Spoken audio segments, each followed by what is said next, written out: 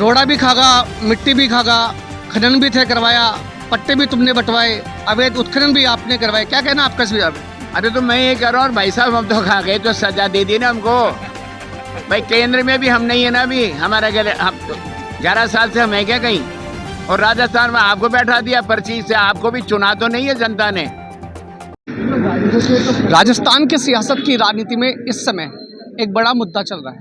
वह मुद्दा है अरावली बचाओ मुद्दा, जिसको लेकर लगातार पक्ष और विपक्ष एक दूसरे पर आरोप लगाते हुए नजर आ रहे हैं। इस समय मौजूद है हवा महल विधानसभा क्षेत्र के अंदर पानी टंकी सर्किल, जहां आपको बता दें कि जयपुर शहर जिला कांग्रेस कमेटी के अध्यक्ष आर तिवारी जी के द्वारा एक सभा का यहां आयोजन किया गया और जनता से अपील भी की गई कि अरावली को बचाने के लिए पूरा कांग्रेस एक साथ है, पूरी कांग्रेस कमेटी एक साथ है, कांग्रेस के कार्यकर्ता एक साथ है। हम लोग बातचीत करते हैं जयपुर शहर जिला अध्यक्ष कांग्रेस कमेटी आर तिवारी से, उनसे कुछ सवाल करेंगे इसी खास मुद्दे और खास चर्चाओं के लिए। तिवारी जी नमस्कार।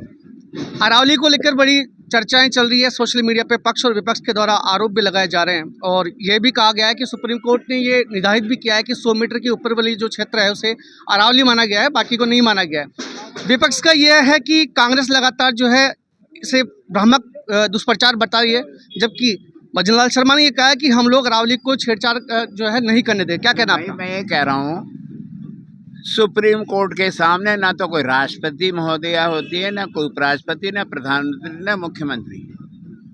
हम ये कह रहे हैं कि राजस्थान के पैदाइशी और राजस्थान के सांसद भूपेंद्र यादव जी वन मंत्री है ना हमारे, 2024 में उन्होंने कमेटी बनाई। उसके पहले कमेटी बनी हुई थी सुप्रीम कोर्ट के द्वारा। उस सुप्रीम कोर्ट ने कमेटी में वो सदस्य बनाए थे जो उनके द्वारा नियुक्त थे। अब आप अपने लोगों को फायदा पहुंचाने के लिए भूपेंद्र यादव ने 2024 में सुप्रीम कोर्ट की द्वारा बनाई गई कमेटी, जिसमें पर्यावरणविद थे, पहाड़ों से संबंधित, पानी से संबंधित एक्सपर्ट थे, उनको हटा करके उन्होंने अपने विभाग से कमेटी बना दी और अपनी कमेटी से सुप्रीम कोर्ट में एक आदेश पारित करवा दिया कि 100 मीटर से बड़ी पहाड़ी को ही अरावली का दर्जा माना जाएगा या वो संरक्षित क्षेत्र रहेगा।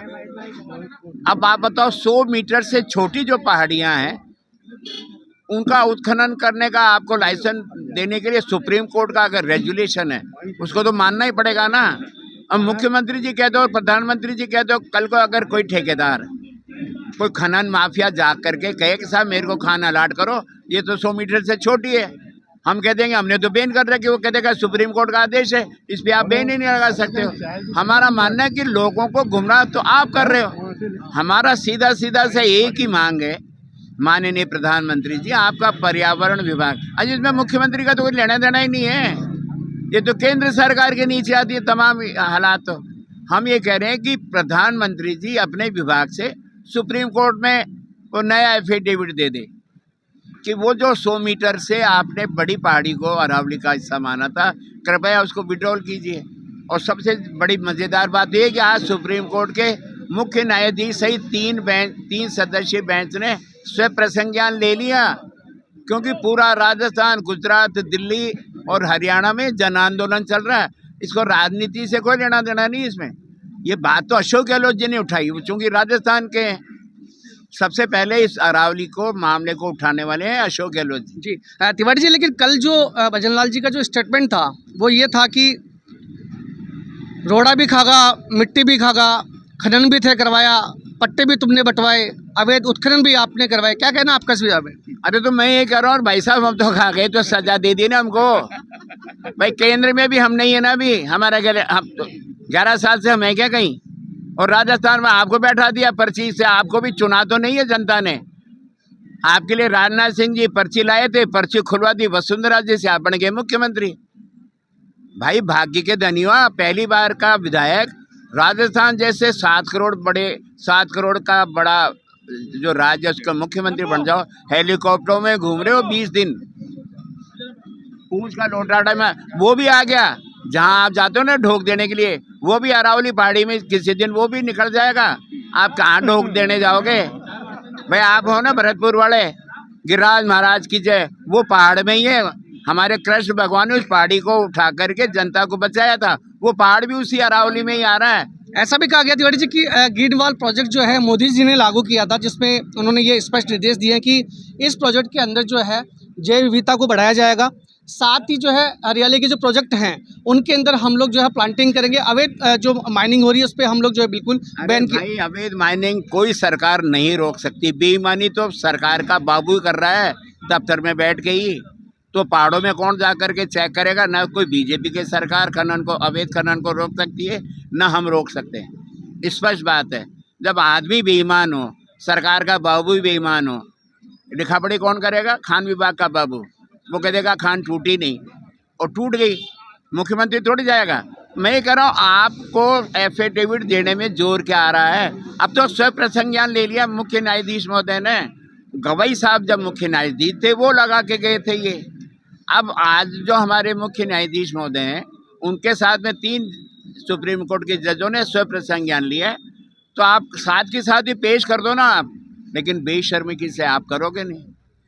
तो हम ये कह रहे हैं कि आप अपने कुछ चंद पूंजीपति मित्रों को, जैसे आपने पहले हवाई अड्डे दे दिए 50 साल के लीज पे, बेच दिए। 50 साल रहेगा कौन? ना मोदी जी रहेंगे, ना मैं रहूँगा, ना आज की पीढ़ी तो 50 साल भी जिंदा नहीं रहेगी। जो हवाई अड्डा चला रहे हैं वो भी जिंदा नहीं रहेंगे। तो 50 साल बाद क्या होगा? आज आप मना करो ना भाई, अरावली पर्वत का कोई छोटा बड़ा नहीं, कोई मीटर से नहीं होगा। हमने अरावली को संरक्षित घोषित कर दिया। ये जन आंदोलन है, कांग्रेस का आंदोलन नहीं है। छात्र सड़कों पे है, नौजवान सड़कों पे है, आदिवासी सड़कों पे है, गांव का किसान सड़कों पे। वो धूल भरी आंधियों से रोकता है पहाड़ की तलहटी में जो पानी इकट्ठा होता है वो भूगर्भ में जाता है, किसान की खेती होती है। तो आने वाला पर्यावरण बिगड़ जाएगा।